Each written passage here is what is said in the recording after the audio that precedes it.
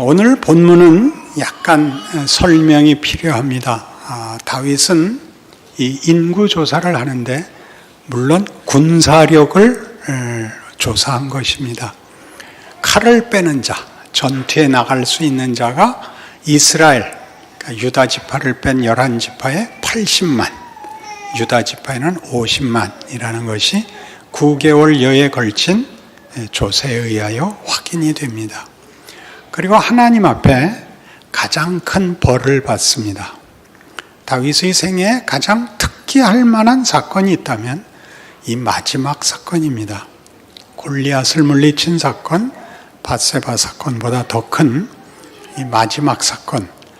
벌이 이렇게 선택하게 돼 있었는데 7년 기근이 드는 것, 3개월 동안 적에게 쫓기는 것, 그리고 사흘 동안 전염병이 도는 것이었습니다. 다윗은 마지막 죄를 선택했고 천사들이 내려와 칼을 휘두른 것으로 묘사되어 있습니다. 그 전염병으로 죽은 사람이 7만 명입니다. 굉장한 재앙이었죠. 이 사건은 우리가 잘잘못으로 나누는 것으로는 설명이 되질 않습니다. 하나님이 부추겼다. 이렇게 24장 1절이 시작하고 있는데 이 1절의 표현은 하나님이 도전하셨다. 이렇게 읽으셔야 맞습니다. 무엇을 도전하셨는가? 아마 다윗은 이 후반부 생애에 와서 약간 체념하고 약간 타협하고 살게 된 것으로 보입니다. 하나님께서 그 체념하고 타협한 이만하면 됐다라는 주저앉은 다윗을 아마 불을 질러 일어나게 한 것으로 이해됩니다. 이런 문제는 다윗의 생애를 이해하는 데 있어서 다윗에게 담고 있는 성경의 가르침이 다른 성경 모두와 동일하게 같은 초점을 갖고 있다는 눈을 우리에게 확인시켜 줍니다. 로마서 3장으로 가겠습니다.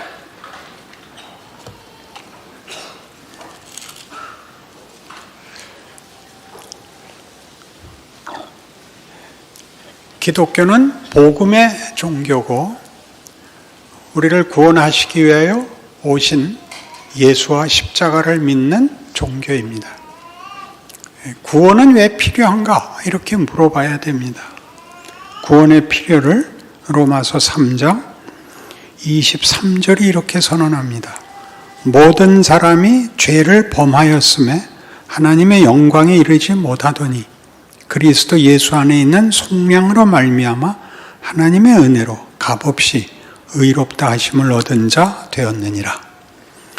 값없이 은혜로 의롭다라는 이 칭의가 너무 뚜렷하게 각인이 되는 바람에 무엇으로부터의 의냐 하는 것이 사실은 간과된 것으로 보입니다.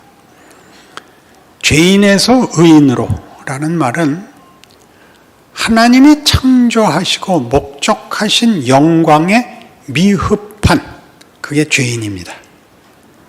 그것을 회복하여 그 영광을 완성하자는 것이 구원입니다. 그러니까 성경의 구원관은 하나님의 창조의 목적의 회복, 완성을 말하는 것이고 그 완성은 영광으로 표현되어 있습니다. 이 영광은 우리가 더 확인해 볼 필요가 있고 더 설명이 필요하지만 우선적으로 필요한 것은 맞고 틀리고 옳고 그르고 도덕성과 부도덕함으로 나뉘는 것보다 큽니다. 우리가 모든 것을 도덕성이나 종교성으로 이해하려고 하는 것은 성경이 말하는 죄관에 있어서나 구원관에 훨씬 미흡합니다. 원래 죄라는 말의 성경적 정의는 미흡한 것, 빗나간 것, 왜곡된 것입니다. 하나님의 창조의 목적, 하나님이 우리에게 바라시는 영광에 미흡한 것입니다. 그래서 이 영광 문제는 같은 로마서 5장에서도 이렇게 나왔습니다. 5장 1절. 그러므로 우리가 믿음으로 의롭다 하심을 받았으니 우리 주 예수 그리스도로 말미암아 하나님과 화평을 누리자. 또한 그로 말미암아 우리가 믿음으로 서 있는 이 은혜에 들어감을 얻었으며 하나님의 영광을 바라고 즐거워하느니라. 아멘. 어린이 주일에 구중 듣지 마시고 아멘.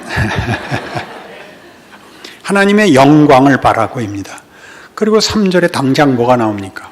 영광을 소망하고 영광이 약속된 우리에게 그러므로 다만 이뿐 아니라 우리가 환난 중에도 즐거워하느니 이는 환난은 인내를, 인내는 연단을, 연단은 소망을 이루는 줄 알미로다 해서 환난이 들어옵니다. 하나님의 영광을 약속해 놓고 그 기대와 소망 속에 환난이 현실로 들어옵니다. 왜 영광을 목적하는 신자들에게 환난이 필요하냐 하는 이야기를 성경적으로 풀어내지 못하면 다윗의 생애에 일어난 증거와 우리 현실에 대한 이해가 성경과 다를 수 있습니다. 영광에서 너무나 빗나가 있을 수 있습니다. 로마서 8장으로 가시죠. 같은 로마서니까 8장 14절부터 보죠. 무릇 하나님의 영으로 인도함을 받는 사람은 곧 하나님의 아들이라. 너희는 다시 무서워하는 종의 영을 받지 아니하고 양자의 영을 받았으므로 우리가 아빠 아버지라고 부르짖느니라. 성령이 친히 우리의 영과 더불어 우리가 하나님의 자녀인 것을 증언하시나니 자녀이면 또한 상속자 곧 하나님의 상속자요 그리스도와 함께한 상속자니 우리가 그와 함께 영광을 받기 위하여 고난도 함께 받아야 할 것이라. 하나님과 우리가 가장 긴밀한 관계, 아버지와 자녀가 되었음에도 불구하고 그리스도와 함께 영광을 받을 약속 속에 있음에도 그 영광을 받으려면 고난도 받아야 된다. 이게 성경이 하는 영광이죠. 영광이라는 목적, 영광이라는 내용을 만족시키기 위하여, 아니 충만케 하기 위하여, 완성케 위하여 환난이 도입되고 있다. 그러니까 환난을 잘잘못에 대한 보응이라고 보는 것과는 크죠. 학교를 가는 것과 안 가는 것은 어린 자식들 스스로 느끼기에는 어디가 더 좋아 보입니까? 학교를 가는 것은 환난입니다. 그러나 안 가면 바보가 됩니다. 환난의 개념을 잘잘못의 개념으로 이해하는 것이야말로 기독교를 왜곡시키는 가장 큰 성공한 거짓말이 되었습니다. 기독교는 당연히 환난이 있고 그 환난을 어떻게 견디느냐가 아니라 환난이 일을 하고 있다는 것, 우리가 학교를 나가고 있고 공부를 하고 있다는 사실을 이해해야 성경이 말하는 구원이 현실적으로 어떻게 진행되는가를 알게 되는 것입니다. 이것은 16절에서 본 바와 같이 성령이 친히 우리의 영과 더불어 우리가 하나님의 자녀인 것을 증언한 실체입니다. 뭐가? 환난이. 성령께서 우리와 함께 확인한. 그것은 뒤에도 나오는데 24절 볼까요? 그 가운데는 집에 가서 보시고 우리가 소망으로 구원을 얻었음에 보이는 소망이 소망이 아니니 보는 것을 누가 바라리요. 만일 우리가 보지 못하는 것을 바라면 참음으로 기다릴지니라. 이와 같이 성령도 우리의 연약함을 도우시나니 우리는 마땅히 기도할 바를 알지 못하나 오직 성령이 말할 수 없는 탄식으로 우리를 위하여 친히 간구하시느니라. 앞뒤로 성령의 기도가 있고 가운데는 뭐라고요? 영광과 고난이 있는 것입니다. 우리가 좀 더 깊이 이해하기 위해서 고난이 하는 일이 뭐냐? 다윗에게 일어났던 일은 정확히 뭐냐? 요한복음 15장에 가면 여기에 대한 이해에 도움이 되는 성경 말씀이 나옵니다. 요한복음 15장. 잘 아시는 포도나무 비유입니다. 5절, 요한복음 15장 5절. 나는 포도나무요 너희는 가지라. 그가 내 안에 내가 그 안에 거하면 사람이 열매를 많이 맺나니 나를 떠나서는 너희가 아무것도 할 수 없음이라. 사람이 내 안에 거하지 아니하면 가지처럼 밖에 버려져 마르나니 사람들이 그것을 모아다가 불에 던져 사르느니라. 너희가 내 안에 거하고 내 말이 너희 안에 거하면 무엇이든지 원하는 대로 구하라. 그리하면 이루리라. 너희가 열매를 많이 맺으면 내 아버지께서 영광을 받으실 것이요 너희는 내 제자가 되리라. 예수님이 포도나무고 우리는 그 가지입니다. 그 가지가 나무에서 분리되어 있으면 말라버립니다. 썩어버리고 말죠. 붙어 있으면 포도라는 열매가 맺히죠. 우리 스스로가 인간의 정체성을 만드는 것이 아니라 하나님께서 우리의 정체성을 창조해서 목적한 것을 우리에게 주셔야 됩니다. 그것이 예수 안에 있어야 됩니다. 예수를 통하여 하나님께서 친히 주시는 그 정체성을 채우기 위하여 우린 예수께 붙어 있어야 됩니다. 붙어 있으면 어떻게 된다고요? 많은 열매를 맺습니다. 많은에 속지 마십시오. 많고 적은 싸움이 아니라 붙어 있냐 떨어졌냐의 문제입니다. 다윗에게 나타난 사건, 다윗이 어떤 타협, 어떤 안심에 가 있는 것이 가장 큰 잘못은 이런 공급이 필요 없는 것입니다. 본인의 편안함 외에 아무 소원이 없는 것을 하나님이 깨우고 일으켜 세우고 떠미는 것이 이 다윗의 마지막 사건입니다. 여러분 생각해 보십시오. 우리 모두가 예수를 믿으면 평안하기를 빕니다. 학교 안 가기를 빈다고요. 하나님이 그렇게 안 놔두십니다. 잘못한 것이 아니라 하나님이 그의 창조를 포기하시지 않는다는 증거인 것입니다.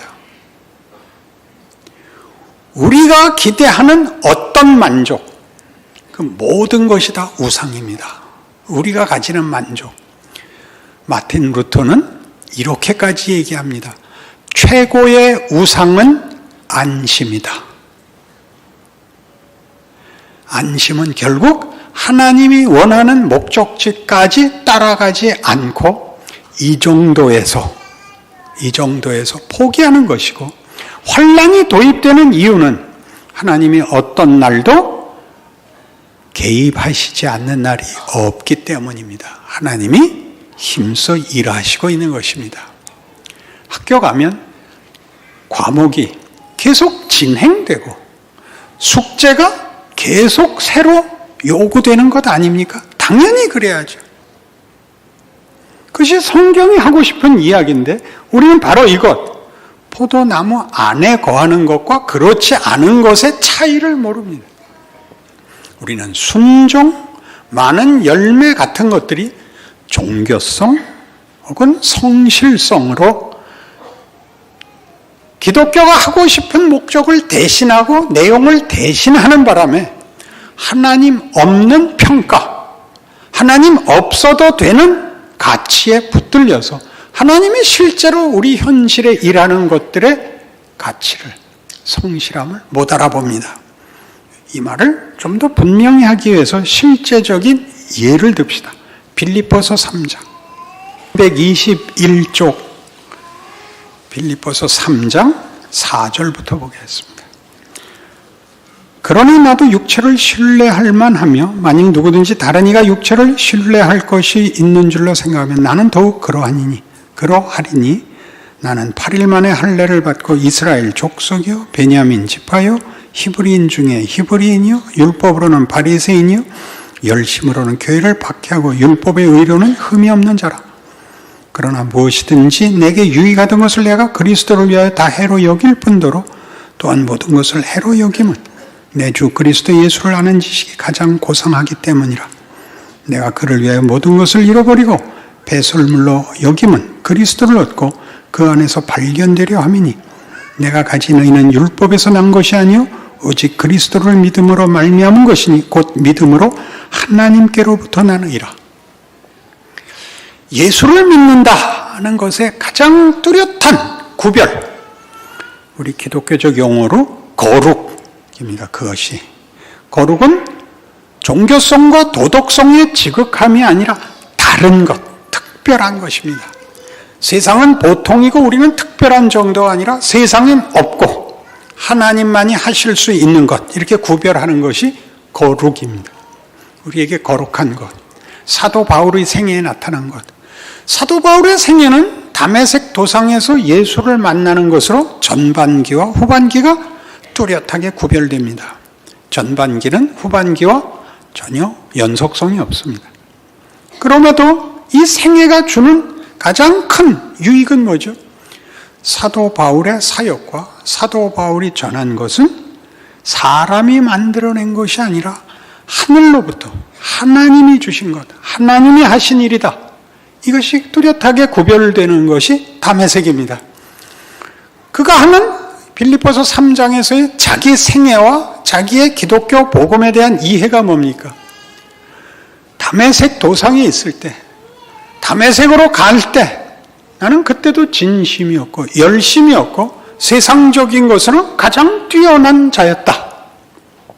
나는 인류로 컸다.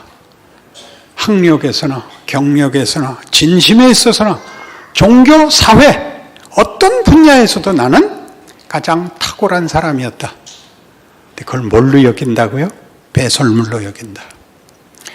밧세바 앞과 뒤가 밧세바를 기점으로 도덕성으로 구별되는, 앞에는 잘했는데 뒤에는 그 다음에 망했다.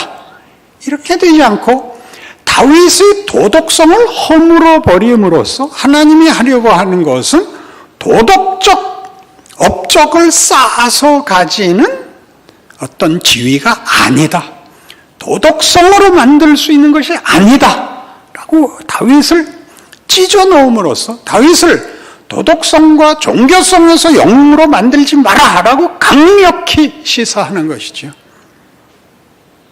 여기 아멘 안 하는 사람들은 다 그냥 공부하고 시험 보자는 겁니다. 시험 보자. 석차를 매기자. 기독교는 그렇게 얘기하지 않습니다. 바울은 그 후가 어떻게 되죠? 옛날에 세상적으로 따지자면 내가 꿀릴 것이 하나도 없으나 예수를 만나고는 그것은 배설물에 불과했다. 이 그리스도 안에서 가지게 된 이 의는 다르다. 나는 생명에 접속되었다. 난 드디어 열매를 맺을 수 있고 영광을 가지게 되었다. 그 전에는 비교에 불과했고 우열의 싸움에 불과했다. 다만 승부나 다만 폭력 위에 아는 것이 없었다. 이렇게 고백하는 것입니다. 10절 보세요. 내가 그리스도와 그 부활의 권능과 그 고난의 참여함을 알고자 하여 그의 죽으심을 본받아 어떻게 해서든지 죽은 자 가운데서 부활에 이르려 한다. 죽은 자, 썩은 가지에서 줄기에 붙은 가지로 난 나아가게 하겠다. 그렇게 얘기하는 것입니다. 그게 기독교입니다. 내가 이미 얻었다 함도 아니요 온전히 이루었다 함도 아니라 오직 내가 그리스도 예수께 잡힌 바 된 그것을 잡으려고 달려가노라. 이 길은 생명의 길, 예수 안에 붙잡힌 접속된 길이다. 여기에는 생명이 있고 여기에는 열매가 있고 여기에는 영광이 있단다 라고 외치는 것입니다. 그래서 요한복음 17장으로 앞으로 다시 성경을 찾아보시면 예수님께서 친히 이 영광에 대한 설명을 요한복음 17장에 이렇게 깊고 분명하게 해놓으십니다. 요한복음 17장 21절 아버지여 아버지께서 내 안에 내가 아버지 안에 있는 것 같이 그들도 다 하나가 되어 우리 안에 있게 하사 세상으로 아버지께서 나를 보내신 것을 믿게 하옵소서. 내게 주신 영광을 내가 그들에게 주었사오니 이는 우리가 하나가 된 것 같이 그들도 하나가 되게 하려 함이니이다. 곧 내가 그들 안에 있고 아버지께서 내 안에 계시어 그들로 온전함을 이루어 하나가 되려 함은 아버지께서 나를 보내신 것과 또 나를 사랑하심 같이 그들도 사랑하신 것을 세상으로 알게 하려 함이로소이다. 성부 하나님이 성자 하나님을 우리에게 보내십니다. 영광을 주려고 보내십니다. 아버지와 아들이 하나인 것 같이 우리를 하나로 묶기 위하여 오십니다. 아들이 가진 영광, 아버지가 목적하는 것이 얼마나 굉장한 것인가, 그것을 이루시는 그의 자세와 그의 진심이 얼마나 굉장한 것인가를 아들의 영광이라고 얘기합니다. 그 영광을 우리 모두와 나누려고 하는 아버지, 그를 보내신 아버지, 그 가는 것이 영광인 것은 방법에 있어서, 목적에 있어서, 결과에 있어서 그런 것입니다. 그 영광을 우리와 나누겠답니다. 다른 말로 뭐라고요? 사랑하라는 겁니다. 사랑은 도덕적인 것도 종교적인 것도 아닙니다. 하나님만이 가지시는 최상의 거룩함입니다. 창조와 부활로 증거되는 생명의 찬란함이며 존재의 존귀함입니다. 이것이 기독교 신앙입니다. 잘잘못을 들어 우리가 잘못을 회개하고 자신을 자책하고 하는 일들이 오른쪽으로 나아가기 위해서 쓰여야지, 다만 그때의 구별만을 위하여, 채점만을 위하여 있지 않습니다. 또한 우리가 사소한 것, 이 궁극적인 하나님의 목적과 뜻하심과 빗나간 대로 가거나 모자란 데서 중단하는 것을 막는 것이 혼란입니다. 사랑이라고 표현된 이 영광은 하나님과의 하나됨을 위하여 그 영광이 사랑이라는 것으로 요구됨으로써 관계 속에서 풍성하게 드러나는 것이라고 얘기하므로 우리 동양 사상이 가졌던 최고의 윤리, 신독, 삼갈신, 홀로독, 혼자 있을 때에도 흐트러지지 않는다 와 극단적으로 대조됩니다. 안심의 자리에 들어가면 안심이 뭐 잘못이겠습니까? 그렇게 생각하겠으나 안심은 주변과 자신을 격리시킵니다. 나도 너한테 아쉬운 소리 안 할 테니까 너도 나한테 와서 아쉬운 소리 하지 마. 나는 니들이 볼 때만 잘하는 게 아니라 혼자 있을 때도 잘해. 이렇게 하는 건 기독교와 다릅니다. 기독교는 사랑하는 것입니다. 사랑은 대상이 없으면 추상명사에 불과해집니다. 환상이 됩니다. 공상이 됩니다. 그런 존재가 되는 싸움을 하는 것. 하나님이 다윗을 편안한 꼴을 못 보시는 것, 거기서 서 있는 것 안 됩니다. 늘 초등학교만 다니고 있을 수 없습니다. 전에는 제가 한국교회를 유치원이라고 비유했고 빨리 초등학교를 가자 그랬습니다. 지금은 초등학교에서 중학교로 가자, 제가 이렇게 얘기하는 겁니다. 유치원과 초등학교의 차이를 아십니까? 유치원은 어린이들이 가고 싶어 하는 것, 초등학교는 가기 싫어하는 것. 왜? 유치원은 잘 노는데 초등학교는 이제 공부를 하는 데입니다. 중학교는 뭐가 다르죠? 초등학교는 담임 선생님이 국산사자 음미체를 가르치는 것이고 중학교에 가면 과목별로 심화되는 겁니다. 전문성이 생깁니다. 골치 아파지죠. 그러나 그렇게 사람은 깊어지고 놀라워지는 것 아닌가요? 하나님께서 다윗의 생애에서 가르치고 싶은 것이 뭐였는지 이제 여러분의 현실과 견주어서 이해가 되셔야 됩니다. 하나님께서 나를 흔드시고 채우시고 하나님의 목적하신 자리에 가기 위하여 성실히 일하고 있는 어제, 오늘, 내일이다. 이런 믿음의 이해가 있어야 드디어 여러분은 어떤 상황에서도 하나님이 일하고 있다는 믿음의 토대와 실력과 현실을, 기회를 가지게 된다는 것을 알게 됩니다. 그 인생 살아내시는 복을 누리시기 바랍니다. 기도하십시다. 하나님 아버지 은혜를 감사합니다. 우리 하나님이시며 우리의 운명이시며 우리를 사랑하십니다. 그 사랑을 받고 또 사랑하는 자 되게 하시고 생명과 명예를 살아내는 귀한 우리의 인생 책임 있는 존재 되게 하여 주시옵소서.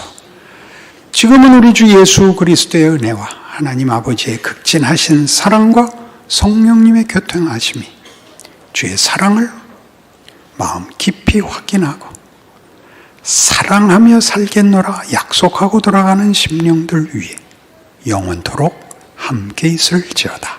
아멘.